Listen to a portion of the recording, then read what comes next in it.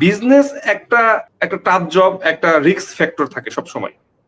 তো বিজনেস করার জন্য যদি আমি 40 বছর বয়সে গিয়ে যদি আমি এই রিস্কটা নেই, তখন আমাদের জন্য নেওয়া ঠিক হবে কিনা। বিকজ অফ ওই সময় হয়তো আমার 2-3টা বাচ্চা হয়েছে, আমার প্যারেন্টসদেরকে দেখাশোনা করা লাগতেছে আমার।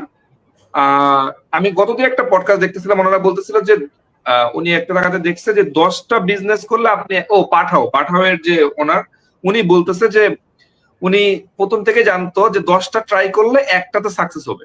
তার মানে ওনাকে 10টাকে ট্রাই করতে হবে, তারপরে একটাতে হবে। এখন আপনি 40 বছর বয়সে আপনি কি 10টা ট্রাই করার মতো সামর্থ্য রাখেন কিনা? আপনি 10টা বিজনেস ট্রাই করবেন, আহ, ওই সময় পর্যন্ত আপনার ফ্যামিলি সাপোর্ট দেওয়া, ফ্যামিলি সার্ভাইভ করা ডিফিকাল্ট হয় কিনা?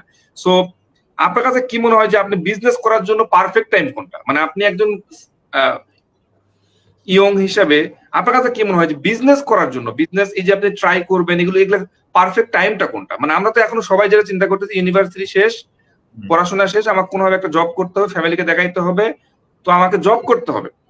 কিন্তু আসলে বিজনেস করার পারফেক্ট টাইমটা কোনটা? বেসিক্যালি আমি যেহেতু 40 আপ এখনো হই নাই, সো এটা বলাটা খুব টাফ যে ওই বয়সে আসলে শুরু করাটা কতটুকু ঠিক। বাট আলটিমেটলি আমার নেটওয়ার্ক যেটা বলে, অর্থাৎ আমার যারা সিনিয়র আছে তাদের সাজেশন থেকে, প্লাস হচ্ছে আমি নিজে যতটুকু রিসার্চ করছি এখানে আসার আগে, এটা যেটা বলে যে আসলে আমাদের মতো ইয়াং বয়সে আসলে রিস্কটা নেওয়া উচিত। এই যে যেমন বললেন যে ফ্যামিলি হয়ে গেলে it becomes really tough to actually make decisions, like এই যে 10টা করলে একটা, দিস ইজ ট্রু।